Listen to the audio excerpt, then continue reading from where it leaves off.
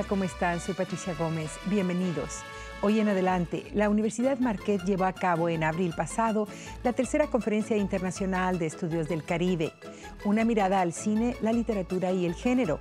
La conferencia estuvo dirigida a la importancia literaria, artística, social y política del Caribe, y en ella se presentaron mesas de discusión, obras de teatro y sesiones plenarias dirigidas por reconocidos grupos de críticos, dramaturgos y artistas. Nosotros tuvimos la oportunidad de conversar con las escritoras Zoe Valdés y Achi Ovejas, el cineasta Ricardo Vega y el dramaturgo Matías Montehuidobro. Nosotros queremos dar a conocer la cuenca del Caribe, pero también lo que es nuestra literatura latinoamericana. Y entonces aquí la diversidad de personas, la diversidad de temas, no solamente en español, sino en inglés y en francés, muestra, entiende, el interés. También queremos darle visibilidad a nuestra Facultad de Lenguas, a nuestra universidad, y esto ayuda mucho, entiende, para el intercambio cultural entre todos los asistentes. Este año tuvimos, por ejemplo, a la escritora Zoe Valdés, que vive en París, Francia, y a su esposo, Ricardo Vega, que es un cineasta. Los invitamos a los dos, y ella, por ejemplo, acaba de ganar el prestigioso premio de novela Sorín. Su novela que ganó el premio, que se llama La mujer que llora, o sea, The Weeping Woman. Y esto ha sido, muy importante, porque además en una de las sesiones ella firmó las novelas que las personas compraron. Y nos dio la oportunidad de poder, entiende, intercambiar con una artista y una escritora de ese calibre. También invité a Matías Montehuidobro, que es uno de los mejores dramaturgos contemporáneos hoy día cubano, y otros escritores que hemos tenido aquí, además de la participación de los maestros. Pero también en este congreso, que es un poco diferente a otros congresos, invitamos a estudiantes que participen, porque les da, entiende, un espacio para que comiencen a ver cómo lo que se requiere en el mundo académico, y les va a ayudar, entiende, en el futuro en su dossier. Este es un congreso que tiene 22 paneles, 4 sesiones plenarias, 2 mesas redondas con artistas que han venido desde Francia y de otras partes del mundo, por lo cual requiere, entiende, una planificación detallada y la ayuda de muchas personas. Hemos hecho estos congresos cada 2 años. La escritora de origen cubano, Zoe Valdés, nos habla en una entrevista de la evolución de su obra, su vida en París y sobre la Revolución Cubana, que de una esperanza para muchos se convirtió en una desilusión.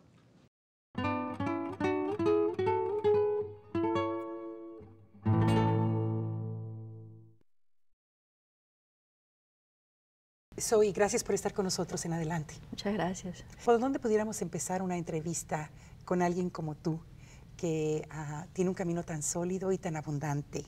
No, yo creo que yo sigo siendo la misma niña que nació ahí en La Habana Vieja y que creció en La Habana Vieja y que empezó un diario a los 11 años, como casi todos los escritores que empiezan por un diario, y después continué con la poesía. Yo sigo escribiendo poesía y sigo teniendo el diario, o sea que no he cambiado mucho. ¿Puedes contarnos cómo es un día tuyo? Sí, un día mío es un día muy intenso porque yo intelectualmente pues estoy todo el día trabajando, estoy todo el día leyendo. Cuando no estoy escribiendo estoy leyendo, tengo esa suerte. Y también mi pasión son los museos. ¿Cómo está cambiando la vida de los escritores y la relación con sus lectores? Esta media social o los medios de comunicación social, como los que tú utilizas mucho y como los que has mencionado. Una pregunta muy importante para nosotros los escritores, porque yo al principio tenía ese miedo. Yo tenía el miedo que los lectores del blog no fueran los lectores de los libros. Y en realidad es verdad que hay un grupo de lectores importantes de los libros y otros que se identifican más con el blog, pero esos del blog van a ir a buscar los libros. Bien, soy 30 libros, todos estos personajes adentro de ellos. ¿Cómo han evolucionado tus personajes? ¿Con quiénes te identificas? ¿Quiénes de ellos son en parte tú misma? Todos, incluidos los personajes masculinos. Yo soy de todos los personajes por una razón muy sencilla. Por ejemplo, hay una novela, Querido Primer Novio, que está traducida al inglés, Dear First Love, que la publicó HarperCollins. Y yo tengo una pasión por ese personaje tan frágil del hombre que hay en esa novela, que es un hombre agresivo, que golpea a su mujer, pero en el fondo es un hombre con muchos problemas de fragilidad de carácter, de complejos internos que tiene. Entonces, a ese personaje le di mucho de mí. ¿Por qué te quedas en Francia y no en Estados Unidos? Porque los cubanos no podemos decidir a qué país salir, por lo menos en el momento en que yo salí. ¿Hay algo que tú quieres decirle a esta audiencia latinoamericana que estará viendo este programa? Que estoy muy agradecida, yo estoy muy agradecida de los latinoamericanos porque mis lectores naturales serían los cubanos, pero no ha podido ser por la censura que hay en Cuba con los autores exiliados. Aunque los libros entran, pues no entran de manera natural. Entonces mis lectores naturales se han convertido en los lectores españoles, latinoamericanos, hispanos, y bueno, he tenido traducciones también a otras lenguas y eso me ha beneficiado mucho y lo agradezco profundamente. Y con más énfasis, que no pierdan el amor por la lectura y por los libros. ¿Cuál quieres que sea tu legado como escritora y también como cubana, con la gente que en Cuba no tiene las opciones que tú tuviste al exiliarte? ¿Qué te gustaría que fuera tu legado? Mi legado, pues, mis libros. Y una divisa, pues, yo diría que, como dijo Remedios Varo, otra gran artista surrealista, escribió una novela sobre ella también, La cazadora de astros, la vida no se puede vivir sin arte, pero mucho menos sin libertad. Zoe Valdés, un placer tenerte con nosotros. Muchas gracias, un placer, el placer es mío. Mi presentación se titula Curar la exposición, ciertas obras y falsas interpretaciones en Ares o mis antagonismos, ¿no? Ares o mis antagonismos fue mi tesis para el MFA en escritura creativa en español en New York University. Y la disertación de hoy fue a base de los poemas que se escribieron, tomando como punto de partida obras de arte de diferentes pintores, artistas del Caribe. Decidí hacer la tesis sobre ese tema. El libro tiene 3 partes. Una se titula Enfermo de palabras, ¿no? Como que estoy enfermo o que voy a enfermar de palabras. La segunda, Galería de Arte, que es acerca de las pinturas. Y la tercera, Discografía, que es acerca de la música popular. Y decidí escribir sobre esto porque en la música, en la pintura y en la lingüística hay palabras comunes. Hay palabras comunes que las conectan las 3. Y yo quise hacer un solo libro que las conectara a las 3 acerca de lo que es la voz, de lo que es el color y todas esas palabras. Como soy profesor, pues me llegó información del Congreso y me llegó por varias fuentes. Una de ellas, la doctora Dinora Cortés, es profesora aquí, y entonces dije, es un congreso de literaturas caribeñas, yo soy un intelectual, yo quiero participar. Y entonces por ahí me enteré. Me enteré por email, me enteré por Facebook, me enteré por gente que me llamó y entonces pues decidí participar. He visto varias presentaciones y paneles que aprendí mucho, ¿no? Yo siempre vengo con el deseo de aprender, sobre todo las perspectivas de otras personas, sobre los libros que otros tienen, las investigaciones. Estos congresos son muy útiles para uno actualizarse, para uno saber qué está pasando en las comunidades intelectuales. Así que he aprendido muchísimo. No te lo puedo enumerar porque si selecciono algo, lo privilegio sobre el resto de las presentaciones y todas han sido muy buenas. El cineasta Ricardo Vega filmó películas en Cuba antes del exilio. En la actualidad trabaja como cineasta en Francia. Él nos habla de los aspectos políticos de sus películas, así como de su vida familiar, casado con Zoe Valdés, con quien tiene una hija.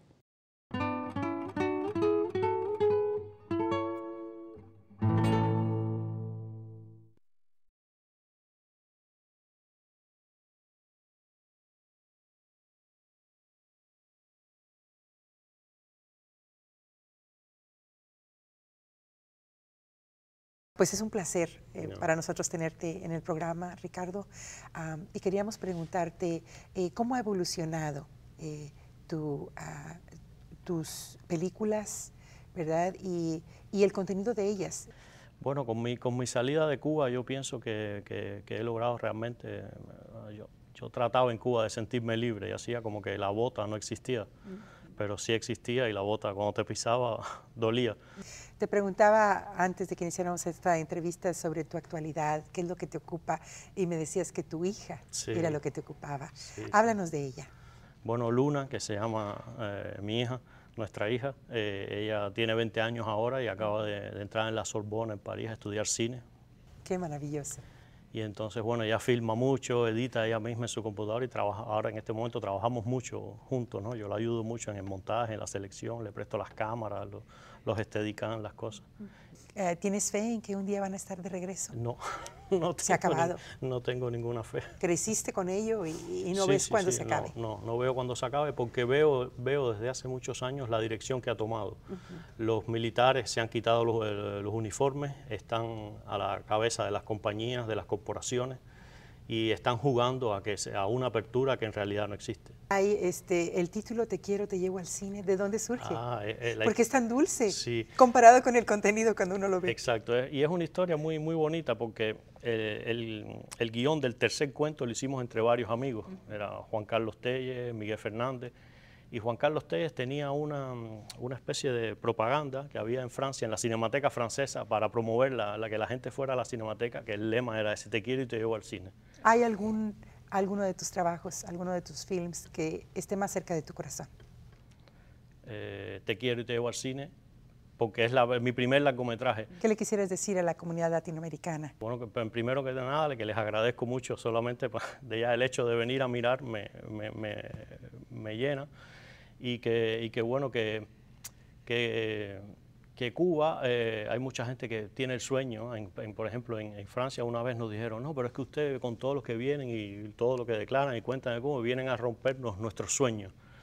Y yo les digo, bueno, a usted yo les rompo el sueño, pero a nosotros nos rompieron la vida porque hay que vivirlo. O sea, yo digo que Cuba es el primer país, el publicista más grande que existe en Latinoamérica es Fidel. Él inventó un producto y reescribió la historia de David contra Goliat, que es Cuba chiquitica contra el gran monstruo capitalista que es los Estados Unidos, y 54 años después todavía la gente compra ese producto porque en el papel parece grandioso, pero la realidad en Cuba es terrible. Totalmente distinto. Y bueno, y yo lo que le digo a la gente, si tú quieres conocer Cuba de verdad, tú dejas tu carta visa aquí, me la dejas y te vas a vivir con un cubano en su casa, sin dinero, sin nada, como vive el día a día un cubano. Vas a un hospital, cuando tengas fiebre, vas a un hospital de cubanos, no de turistas, y a tu regreso hablamos si tú quieres eso para México o para Venezuela. Bueno, lo estamos viendo en Venezuela, que hay un gran movimiento para salirse de, a pesar de que hay mucha gente que apoya, pero bueno. Para evitar. Sí. Ricardo, te agradecemos tanto que estés con nosotros. Que agradece soy yo. Gracias. Mi nombre es Iliana Rosales y vengo de Denison University, y mi ponencia hoy fue sobre los sueños, el significado de los sueños en un cuento, Beatles contra Duran Duran, y cómo estos sueños pueden ser interpretados en la película Madagascar de Fernando Pérez. Decidí presentar sobre este tema porque siento que en los sueños pueden haber muchos significados. Previamente he trabajado con la escritora cubana Daina Chaviano, y ella en todos sus textos crea mundos extraordinarios, fantásticos, llenos de naturaleza, de dioses, de ninfas. Entonces me llamó la atención el texto de Mirta Yáñez porque sus sueños son simples. Sus sueños muestran la realidad. Y eso es lo que a ella le molesta, porque ella no puede soñar con sapos en la luna o cosas que vuelan. Ella sueña con la realidad. Entonces, bueno, quería analizar ese aspecto. Mi directora del comité me ha hablado mucho de esta conferencia. Entonces me mandó la invitación el año pasado, sí, y bueno, fue así como vine. Bueno, me encantó. Bueno, todas las presentaciones me han encantado. Pero la que me gustó un poquito más, se podría decir, es la presentación de Achi Ovejas. Ella habló del exilio. Y bueno, yo no soy exiliada, pero yo vengo de México y he vivido aquí por varios años. Entonces me identifiqué con la plática, porque estar en otro país en el cual no naciste es muy diferente, ¿no? Y todos creo que compartimos las mismas experiencias, como ella lo dijo. Estamos analizando la literatura y parte de la literatura es el lenguaje. Entonces debemos de comunicar lo que pensamos, debemos compartir y estar en contacto con las otras personas, con profesores, con estudiantes. Creo que todos somos una gran familia, pero el problema es que pues, no nos conocemos todos y las conferencias son una buena manera de conocernos. La escritora y periodista Achi Ovejas recibió el premio Pulitzer en el 2001. Ha escrito varios libros y es la escritora en residencia de la Universidad DePaul en Chicago. Achi ha podido regresar a Cuba y ella nos comentó sobre sus experiencias en la isla, sobre su trabajo en el área de derechos para la comunidad gay and lesbian, entre otros puntos.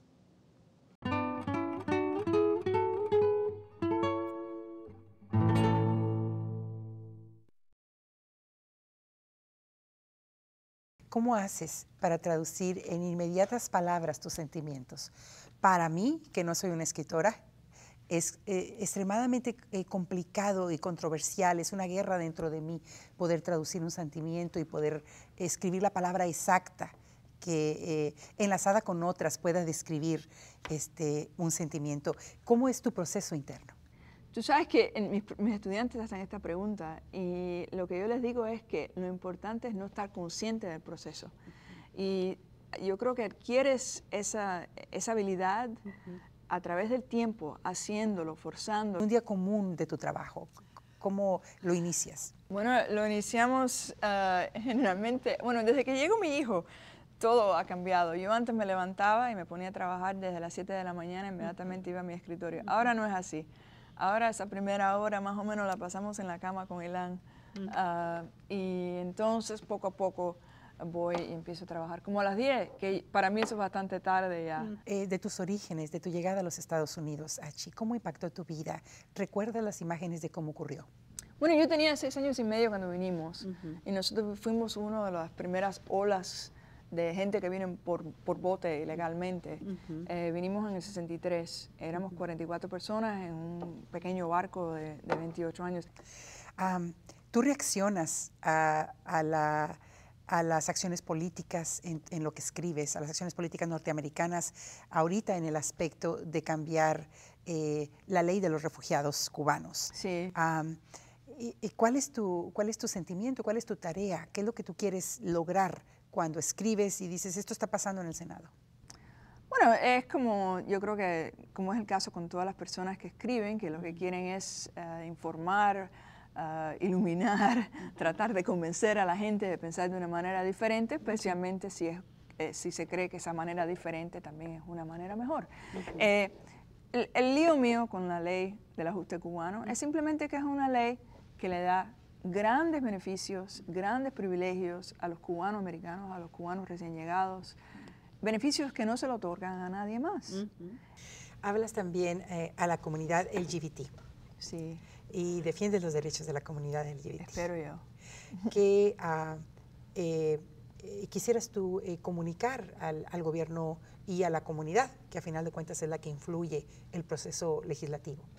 No estoy tan segura que nosotros tenemos tanto poder. Eso es una de las cosas que a mí me chocó en las últimas apariencias ante la Corte Suprema. El juez Roberts, de hecho, implicó que el caso estaba ante la Corte porque la gente gay tenía tan gran influencia. Yo creo que sí, que hay cierta manera que la comunidad gay se ha organizado muy bien, pero en realidad son los aliados no gay los que nos ayudan a hacer el caso, a hacer el punto de que no es solo para mí, es que es un principio de justicia, que todos debemos ser iguales. Mi presentación hoy fue sobre una cineasta cubana que se llama Sara Gómez. Es la primera directora de un largometraje en la historia del cine cubano. También ella era afrocubana, entonces me interesó este cortometraje que hizo, fue el primero y el único que hizo, porque murió muy joven de un ataque de asma a los 30 años. Y yo trato en mi presentación de explorar todas las tensiones ideológicas, políticas, por las que ella pasó, sobre todo siendo una mujer que tiene que sortear las dificultades en un mundo que por lo general está vedado a nosotras las mujeres. Todavía en la mayoría de los países, sean industrializados o no, es simplemente un grupo de mujeres que son directoras al día de hoy. Entonces, este caso único que ella en los años 60, una mujer jovencísima, se lanzara a hacer su propio largometraje, me llamó muchísimo la atención. Para mí fue muy valioso encontrarme y escuchar las ponencias de varios de los creadores, porque siempre aportan datos muy personales sobre el proceso creador, y no solamente el proceso creador, sino algo que tiene que ver con lo que estábamos hablando, los elementos ya sociales que afectan, ¿verdad? Toda esa discusión que elaboró Zoe Valdés, por ejemplo, sobre cómo es que ese cuento de Zenel Paz gana un premio, ¿verdad? Y llega a ser llevado a la pantalla con una película muy taquillera, inclusive en los Estados Unidos, Fresa y Chocolate. Esa intriga política yo la encontré fascinante, francamente, porque el cuento, según ella narra, lo mandaron para contrarrestar el otro cometa de la literatura cubana, que es Reinaldo Arenas, ¿verdad? Entonces, eso es muy interesante porque además tiene repercusión en lo que nosotros vemos, en lo que nosotros entendemos que es la cultura. Yo no he podido venir antes por circunstancias de la vida. No quiero ser melodramática porque yo con Armando González Pérez nos conocemos en un plano profesional desde hace ya muchos años, igual que a Matías, ¿verdad? Y Yara Matías Huidobro Montes, ¿verdad? Montes Huidobro, perdóname, el escritor y dramaturgo cubano, venían aquí y eso fue también un aliciente, así que yo con muchísimo gusto vendré la próxima ocasión. Y me gusta que sea un congreso muy enfocado en un tema particular, que es ¿verdad? Una zona geográfica que puede tener ciertas constantes, ¿verdad? Culturales. Matías Montes Huidobro nació en Sagua la Grande, Cuba, en 1931. Es un poeta, ensayista, investigador literario y editor. En una conversación con nosotros le preguntamos sobre las etapas del teatro cubano. El teatro cubano y la conciencia colectiva, la unificación de los cubanos en el exilio, entre otros puntos.